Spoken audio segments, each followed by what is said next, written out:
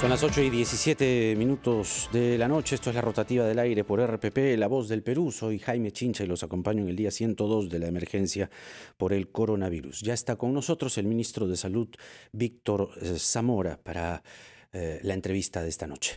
Ministro, muy buenas noches. Bienvenido al programa. ¿Qué tal? Muy buenas noches, Jaime. Bueno, Gracias por esta oportunidad. Gracias por atendernos. Sin duda, el tema que nos convoca para comenzar esta conversación es el convenio entre las clínicas y el gobierno. Y hay, le aseguro, muchas interrogantes, dudas, ¿no?, que bien se podrían aclarar. ¿Es lo que ustedes habían pedido? Es decir, ¿quién gana y quién pierde desde el punto de vista de una negociación, ¿no? Porque lo que también se pregunta es ¿cuánto tiempo se estuvo negociando? ¿Y qué cree usted que fue lo que determinó que haya finalmente un acuerdo con las clínicas?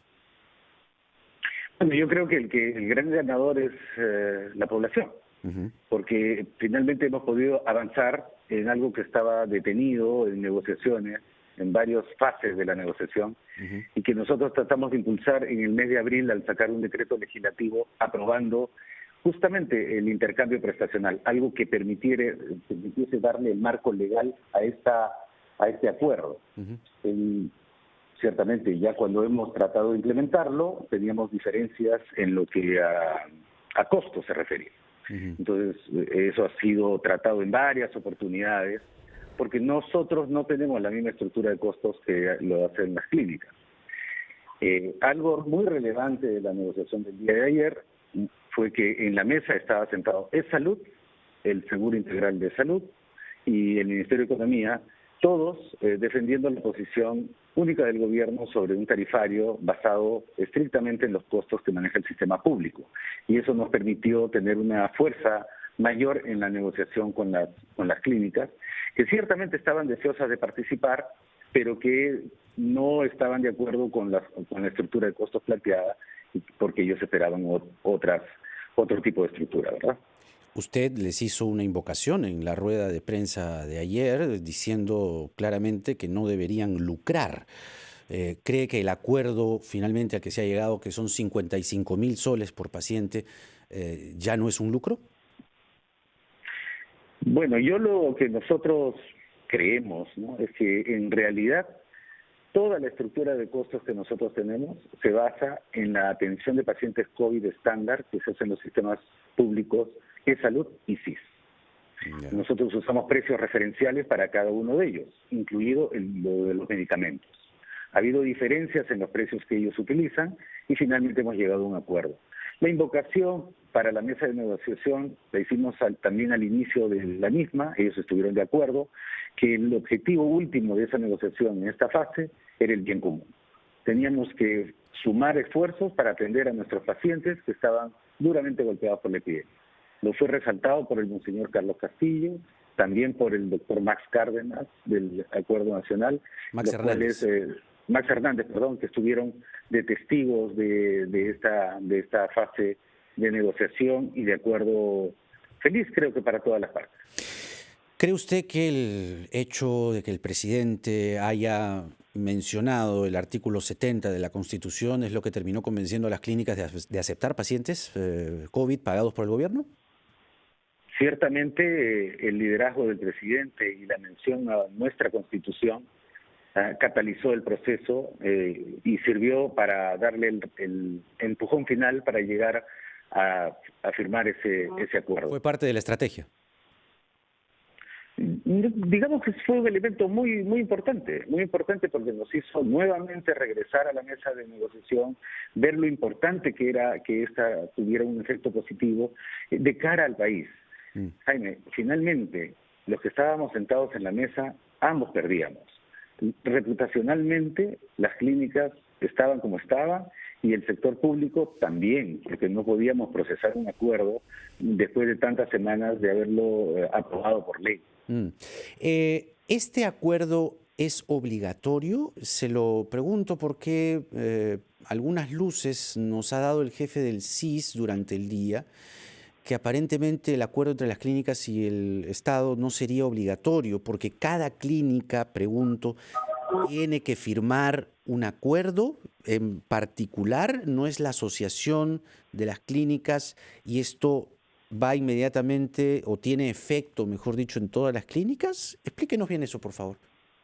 Bueno, la Asociación de Clínicas Privadas del Perú estaba ayer negociando con el gobierno del Perú y lo estaba haciendo en el entendido de que representa a sus asociados. Y los acuerdos que ellos realizan creo que tienen sus propios mecanismos para saber si son obligatorios o no. Nosotros esperamos que todas las clínicas que pertenecen a esta asociación respeten el acuerdo tomado por sus dirigentes. Ciertamente nada los obliga, pero creo que el país entero espera que cada una de ellas se comporte de acuerdo a lo que sus dirigentes se han comprometido con el gobierno del Perú. El verdadero acuerdo se va a transmitir a través de un contrato, y ese contrato va a ser individualmente con cada clínica. Perfecto, correcto. Ah, ya. ¿Y qué pasa con la clínica que no quiere? Bueno, ¿qué pasaría? Nadie puede obligar a nadie, sea una persona jurídica o no, firmar un contrato. ¿Y qué pasa con el artículo 82 de la Ley General de Salud? En esos casos, nosotros tendríamos que revisar el impacto que está teniendo esa clínica en particular en la provisión de servicios de salud. Porque en este momento nosotros tenemos un techo de unidad de cuidados intensivos que, como tú sabes, hemos venido incrementando fundamentalmente por el esfuerzo público, tanto del Ministerio de Salud como de Salud, y también hay un esfuerzo privado más modesto, pero que ciertamente, si nosotros vemos que el volumen de clínicas que no intervienen en el acuerdo afecta la salud, la seguridad y sobre todo también la economía de aquellos que están padeciendo esta enfermedad, tendremos que pensar en los otros instrumentos legales que están dispuestos por la ley. A ver, para decirlo en términos sencillos, si hay una clínica o algunas clínicas que no aceptasen los términos del convenio entre el gobierno y la asociación de clínicas, que luego daría pase a contratos individuales con cada clínica, ¿no? Si hay una clínica que dice, no, yo no quiero firmar este contrato, ¿ustedes evaluarían aplicar el artículo 82 de la Ley General de Salud, que dice que en la lucha contra las pandemias la autoridad de salud queda facultada para disponer la utilización de todos los recursos médicos asistenciales de sectores público y privado? En función del impacto que esta negativa genere en la vida de nuestra población. Si nosotros tenemos margen de maniobra y se incorporan 10, 15, 20 clínicas con una importante cantidad de unidades de cuidados intensivos y esto nos permite atender a nuestros pacientes, ciertamente no habría necesidad de hacer ello. Pero si nosotros no tenemos ese volumen, bueno, tendremos... Porque lo que estamos buscando es la salud. Que más gente tenga más acceso a más servicios. Eso es lo que estamos buscando. Lo que algunos constitucionalistas dicen, hablando de el término no había necesidad, que usted lo acaba de usar, es que señalan que no había necesidad de invocar el artículo 70 de la Constitución en medio de esta negociación tensa ayer, ciertamente, entre las clínicas y ustedes, sino que cabía solo el artículo 82 de la Ley General de Salud que le acabo de leer. Incluso se señalaba en algunos sectores o desde algunos sectores que no hubo una buena estrategia o, mejor dicho, un buen asesoramiento constitucional. ¿No cree usted que bastaba solamente con decirles, aquí está el artículo 82 de la Ley General de Salud y no irse hasta el artículo 70 de la Constitución que ahora le voy a comentar, la CONFIEP se ha pronunciado sobre a ver o por qué el gobierno ha usado el término expropiación? ¿Había necesidad de usar el término expropiación? Yo no tengo seguridad sobre los términos legales, si habría necesidad o no. Yeah. Lo que tenemos, creo, Jaime, tú y toda la población, es que sí hay necesidad de más servicios de salud. Y eso es lo que nosotros estamos buscando, que todos los actores participen con todos los instrumentos legales en el esfuerzo nacional por reducir el impacto de la epidemia en nuestra gente. Y ciertamente una barrera es la barrera económica. No todos pueden acceder a los servicios que se ofertan en todos los sistemas. Y para eso tenemos un seguro integral de salud, para eso tenemos un salud, para eso tenemos un mecanismo financiero para nuestras Fuerzas Armadas y policiales, para eso tenemos seguros privados Y para eso tenemos también servicios privados que se pueden pagar de bolsillo. El objetivo nuestro es la salud. Y para eso necesitamos movilizar todos los recursos que tenga la patria. ¿Qué va a pasar? Y aquí me gustaría entrar a los pagos, ¿no? ¿Qué va a pasar, por ejemplo, con las deudas que tiene el SIS con las clínicas? Que es un asunto que lleva años, en realidad, ¿no? Se habla que hay expedientes incluso previos al 2018, ¿no? La pregunta sería, si ahora van a empezar a hacer estos pagos por pacientes COVID y hay un compromiso firmado, ¿cómo se puede garantizar que el SIS va a estar preparado de manera logística para afrontar todos estos expedientes producto de las prestaciones que van a surgir, si aún hay montos importantes de deuda que no se ha pagado, ¿no? Porque el SIS no ha logrado hacer las revisiones de los expedientes previos al 2018? Bueno, las deudas existentes por el SIS en el pasado, todas ellas están en proceso de revisión. No toda deuda se tiene que aceptar. Toda deuda se tiene que revisar si esa corresponde a una deuda legalmente asumida por la institución. Ese es un capítulo aparte, que corre en una cuerda aparte. Esto no debe limitarnos a, en este momento, ejercer un contrato que permita que nuestra población tenga servicios de salud frente al COVID. Para eso, una de las cláusulas que hemos estipulado en nuestro acuerdo del día de ayer con la Asociación de Clínicas Particulares es que el contrato que vamos a desarrollar a partir del día 26 dice: el contrato incluirá la implementación, entre otros, de mecanismos que garanticen la oportunidad del pago. Ese contrato estipula, justamente basado en la experiencia anterior, que nosotros debemos pagar de manera oportuna en el momento en que se haga la prestación de los servicios. Ya, claro, digamos que eso es importante, ¿no? Porque poniéndose, digamos, del lado de las clínicas, en cualquier negociación o algún acuerdo, si hay o hubo, por ejemplo, en 2018 la Procuraduría denunció a exaltos funcionarios del SIS y a clínicas privadas por una colusión agravada. O sea, hay antecedentes que no dan buenas luces, ¿no? Y no dejan una buena imagen. Y eso es lo que también se recoge en sectores vinculados a las clínicas, ¿no? Que el Estado es un mal pagador, pues. Entonces, ¿cómo de la noche a la mañana se va a transformar y va a ser un buen pagador si estas deudas se van a pagar y se van a pagar también las anteriores, ¿no? Ciertamente, Jaime, pero nuevamente te ratifico, nuestra prioridad en este momento es la salud y defender la vida de las personas. No tener acceso a una unidad de cuidados intensivos el día de hoy te marca la vida o la muerte. Por ejemplo, en el hospital de ATE nosotros tenemos 70 camas de unidad de cuidados intensivos hoy que están ocupadas. Parcialmente, 42 están ocupadas por pacientes SIS, 21 por pacientes e-salud, 2 por pacientes que son asegurados de la Policía Nacional, del Salupol, y 4 que proceden de clínicas privadas, de la San Pablo, de la Burjop y de la Jesús del Norte. En MATE no hacemos diferenciación de ningún paciente, de ningún asegurado. Simplemente los tratamos porque damos prioridad a la vida. ¿Cuál es la garantía de que las clínicas tengan ese mismo criterio? ¿Se va a dejar claro en el contrato? Es decir, que no habrá ningún tipo de distinción a ningún peruano que quiera ir a una clínica, por un lado, y por otro lado, ¿va a ser necesario que exista el rebote del hospital a la clínica o puede ir directo a la clínica? Vamos por partes. El mecanismo estipula que debe ser derivado de un hospital público, sea este del hospital del Ministerio de Salud o de la Seguridad Social, cuando no se haya encontrado camas en estas instituciones. Entonces el sector privado ingresa con sus camas a ofrecerlas a este paciente, siempre y cuando tenga un contrato. Si no, vamos por el otro lado. La persona está buscando un lugar y lo que tiene a la vuelta de la esquina es una clínica. Por ley de emergencia, la clínica tiene que atenderlo. Por ley de emergencia. Eso es importante. Puede ir directo a la clínica. Perdón, por ley de emergencia. Si me encuentro absolutamente en una situación muy descompensada, en medio de la noche, no encuentro un taxi, me siento muy mal, voy a la clínica y para cualquier caso, no solamente para COVID, Jaime, uno va a la clínica porque ya es una situación extrema. ¿Qué hacen las clínicas? Las clínicas lo que hacen es estabilizarlo por ley de emergencia.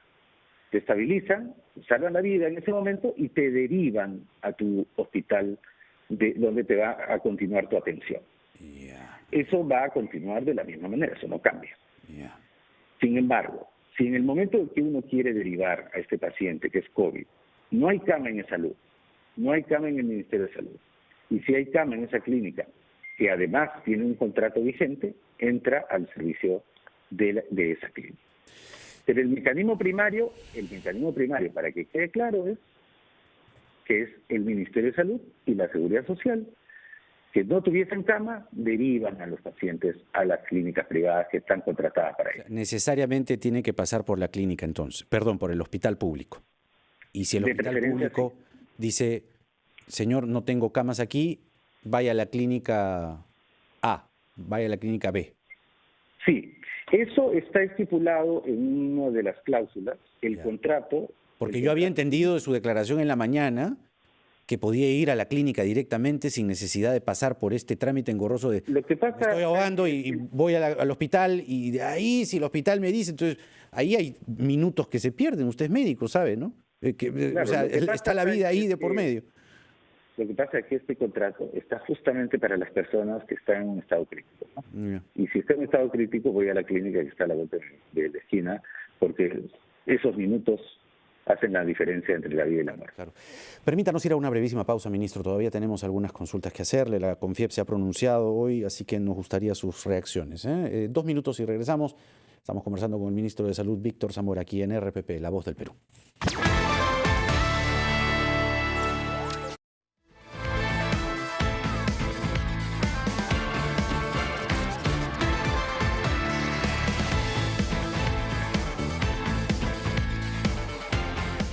8:39, esto es la rotativa del aire por RPP, La Voz del Perú. Soy Jaime Chincha y los acompaño en el día 102 de la emergencia por el coronavirus. Estamos conversando con el ministro de Salud, Víctor Zamora, y precisamente ya le había adelantado, ministro, el tema que nos convoca en esta segunda parte de la entrevista, el comunicado emitido esta tarde por la CONFIEP, en el que, entre otras cosas, dice, y cito, en medio de esta dramática situación, el sector empresarial que agrupa a los pequeños, medianos y grandes empresarios por igual, hemos recibido con sorpresa y profunda preocupación su mensaje, es una carta abierta al presidente, anunciando una posible expropiación de empresas, lo cual nos retrocede a épocas de nuestra historia que solo trajeron pobreza, caos y fragmentación social. Y este mensaje, dice la CONFIEP, genera inestabilidad a las inversiones nacionales y extranjeras y quiebra el clima de confianza que debe prevalecer entre el sector público y privado para solucionar los reales problemas del país. ¿Qué respuesta tiene usted ante estas palabras?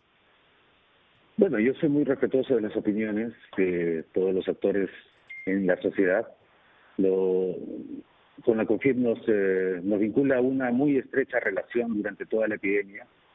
Han sido un aliado muy estratégico justamente en este campo, en el campo de las unidades de cuidados intensivos. Ellos han donado un lote importante de ventiladores mecánicos que están siendo distribuidos en todo el país. De hecho, el día de hoy, con el presidente, estuvimos en la ciudad de Chimbote entregando 8 ventiladores mecánicos, 4 de ellos procedentes de esa importante donación de la CONFIEP.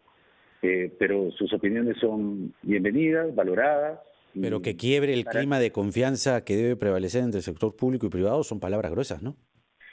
No las comparto, yo las respeto. Lo que nosotros hemos utilizado es la Constitución, es la Carta Magna que rige la vida, es el contrato social que tenemos en el país, y ahí se señalan los términos en los cuales estos pueden ser utilizados. Lo dice, sí, adelante. Lo cierto es que el día de ayer catalizó un proceso que estaba estancado, hemos llegado a un acuerdo que creo que es feliz para las partes, que nos abre una luz de esperanza de que vamos a poder incorporar el poder del sector privado en la prestación de servicios COVID para nuestra población, que tanto lo necesita, y es un paso que ciertamente nos da lecciones para todos los actores involucrados en el mismo. Lo que se entiende de este comunicado, o lo que se desprende de este texto que le acabo de leer, es un aparente temor de los empresarios a que la expropiación o las expropiaciones sea en una política general de gobierno. Y usted sabe, coincidencias, precisamente el presidente habló de expropiaciones un 24 de junio, ¿no? En el aniversario del anuncio de la reforma agraria de Velasco. Entonces los paralelos históricos saltaron y en las redes ardieron. ¿Es una política de gobierno las expropiaciones? En el Ministerio de Salud, nosotros somos creyentes de la sinergia que existe entre la salud y la economía. Para poder obtener una economía fuerte necesitamos una salud potente, un pueblo saludable. Y para tener un sistema de salud potente, saludable, necesitamos una economía fuerte que genere los impuestos que van a servir justamente para esas unidades de cuidados intensivos, cama, personal, recursos. No existe una dicotomía entre salud y educación. O salud o educación. Eso no existe. Son los dos. Es una suma que se multiplica, que genera bienestar. Una economía potente, que genera empleo, que genera riqueza y a su vez una salud que protege a sus ciudadanos y para que ingresen a la economía con todo su potencial para la misma. Eso es lo que creemos. Claro, yo le preguntaba si las expropiaciones son una política del gobierno o es que, creo que algo me dijo en el bloque anterior, se vieron forzados por la necesidad, por una herramienta de negociación a decir, acepten el acuerdo, siéntense en la mesa, o si no, los expropio. ¿Por dónde va la cosa? ¿O por dónde fue la cosa? Yo creo que por dónde va la cosa, va por la vida, va por la salud, va por la defensa de las personas que no tienen acceso a los servicios y que se ven enfrentados a ciertos sectores del sector privado que ha lucrado de esa situación de temor, de dolor y de tremenda frustración de nuestro pueblo de no poder acceder a servicios de salud. Ajá. Y esto de la expropiación fue, digamos, una necesidad por la negociación. Me parece que fue lo que catapultó este resultado que ahora tenemos y que creo que todos celebramos. Hay otro párrafo en este comunicado. Dice, con la misma energía de sus mensajes en la televisión, se están dirigiendo al presidente, le pedimos que exhorte a sus funcionarios a utilizar de manera rápida y eficiente los recursos públicos del presupuesto, especialmente en el sector salud, que de acuerdo a la información oficial ha gastado menos del 30% asignado para combatir el coronavirus, habiendo tanta necesidad en el país. Cierro comillas. Esto merece una respuesta de su parte. Por supuesto que sí. Nosotros ciertamente hemos ejecutado la cifra que se cita en el portal de transparencia del Ministerio de Economía y Finanzas, pero también se cita otra cifra, que nosotros hemos logrado certificar más del 50% de eso. Lo tenemos comprometido ya en contratos firmados. El contrato se honra cuando ingresan los bienes o los servicios y recién se paga. Esa es la ejecución. Nosotros hemos comprado ingentes cantidades de equipos de protección personal en mercados tremendamente restrictivos alrededor del mundo y que se están trasladando hacia Lima y cuando entren a nuestros almacenes vamos a pagar. Otra cosa, nosotros somos una organización que fundamentalmente es de seres humanos. Nosotros pagamos salarios. Gran parte de nuestro gasto es para pagar gente y estamos a la mitad del año. Todavía nos falta el resto del año para ejecutar lo que corresponde a salarios. Y tercero, también tenemos un porcentaje importante dedicado a infraestructura. Y durante el primer semestre no ha habido obras en ejecución durante este periodo y por lo tanto en ejecución de obras ninguna institución pública ha podido ejecutar ese rubro. O sea, son esas las razones, la emergencia. Hablando de la emergencia, ¿qué va a pasar después del 30 de junio, señor ministro? O mejor dicho, usted como la máxima autoridad de la salud pública en el país, ¿qué cree que tendría que pasar después del 30 de junio? Bueno, lo que nosotros estamos es progresivamente y con cautela abriendo la economía, porque necesitamos una economía, que la economía genere los recursos que también el sector salud necesita. Entonces, volver a la economía significa que ya el mensaje quédate en tu casa queda desechado y pasamos a un nuevo mensaje, mi salud primero.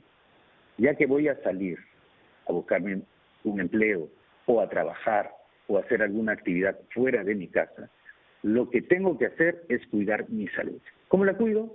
manteniendo mi distancia, usando mi mascarilla y lavándome constantemente las manos con agua y con jabón. Eso es para los individuos. Ajá. Pero la industria tiene también una regla de oro para entrar a esta nueva convivencia: los protocolos.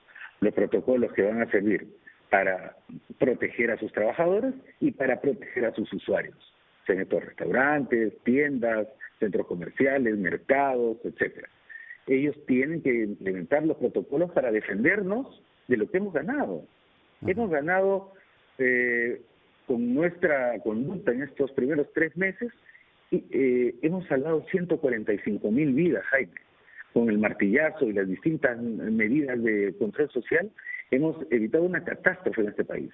Y tenemos que regresar con cuidado, con cautela y con mucha responsabilidad ciudadana. Lavémonos las manos, Ajá. usemos la mascarilla y mantengamos la distancia. ¿La curva está bajando? Ciertamente. No solamente se está bajando el nivel de infecciones, sino también el nivel de letalidad en todo el país. Hay regiones, sin embargo, donde la epidemia se mantiene muy activa. Arequipa, Ica, Chimbote, Huánuco, y estamos empezando a verlo en Junín. En otras partes del país están todas en descenso. Allí en las regiones que usted ha mencionado tendría que seguir las cuarentenas. Es una posibilidad que estamos discutiendo en el Consejo de Ministros. Es una posición personal. En el caso de Arequipa, por ejemplo, hay que tener un tiempo todavía más de control porque esa epidemia está muy activa. Pero en otros lugares como Loreto, en la ciudad de Iquitos, ha bajado sustantivamente. Piura está en franco descenso, Lambayeque, Tumbes, están en franco descenso. Uh-huh. Incluso Lima. Incluso Lima por distritos, ¿no? Claramente. En todos los distritos de Lima la epidemia está descendiendo sostenidamente. Ya. Entonces, eso significa que después el 30 de junio... si me permites. Sí. Hoy día llegamos a Chimbote y el director del hospital de Chimbote mostró su alegría al llegar el presidente, el hijo presidente, el día de ayer en la noche en nuestro hospital. No hemos registrado ni una muerte por COVID. Ah, sí, en Chimbote. Estaba muy contento, incluso que su emergencia había descendido en la cantidad de personas que estaba llegando. Ajá. Son cifras alentadoras, gestos esperanzadores, pero hay que tener mucho cuidado. Esta enfermedad es terrible. O sea, para que quede claro este mensaje, todo indica que después del 30 de junio ya no se dirá quédate en tu casa, sino, como usted acaba de decir, mi salud primero, sales y te cuidas. O sea, eso significa que la cuarentena tal y como ha venido llevándose, aunque en verdad ya estos últimos días no tanto, la gente ya está en la calle, ya no se va a extender. La cuarentena tal y como la conocemos no se va a extender. Algunos elementos sí se van a extender. Por ejemplo, lo que conocemos como toque de queda. Ya. Eso probablemente permanezca un tiempo más. ¿Y los domingos? Eso está en evaluación en este momento. Estamos discutiéndolo. O sea, podría ser que también los domingos ya se pueda salir. Podría. Lo pongo en condicional porque es un tema que estamos discutiendo. Otro elemento que ciertamente se va a quedar permanente todavía por un tiempo más es que los niños no van a regresar a la escuela en las zonas urbanas de alta concentración de gente y donde está el virus está presente. Una tercera actividad que no se va a reabrir en el corto plazo son las grandes congregaciones de gente. No vas a poder volver al estadio, Jaime, todavía a ver un partido, ¿no? Y así sucesivamente. O sea, hay actividades que no vamos a poder realizar porque se rompe la regla principal, el distanciamiento. Y la gente pregunta por las oficinas públicas, por ejemplo, están preguntando por RENIEC. ¿Eso va a poder reabrirse o no? Con protocolos que permitan controlar así se van a reabrir. La distancia, claro. el control sanitario, todas esas medidas de lavado de manos, mascarilla, etcétera, van a tener que ser controladas. ¿Turismo? Una de las medidas que nosotros estamos promoviendo es que, por ejemplo, se use la careta facial. ¿no? Ya. Es un mecanismo de protección muy importante para la gente que ya sale y se ve expuesta al contacto con otras personas. ¿Turismo? En evaluación. En evaluación. Muy bien, señor ministro Víctor Zamora, muchas gracias por esta entrevista y bueno, esperaremos a mañana, ¿no? ¿Mañana se van a dar los anuncios? Mañana es que vamos a publicar los términos de referencia para que aquellas clínicas que están interesadas a acogerse a este acuerdo puedan llenar los formatos y firmar el contrato que nos debe permitir entrar a una nueva fase en la lucha contra la epidemia conjuntamente con el sector privado. El ministro de Salud, Víctor Zamora, con nosotros. Gracias, ministro. Que tenga una buena noche. Y bueno, estamos atentos a los anuncios. Ha sido el ministro de Salud con nosotros. Vamos a la pausa y regresamos.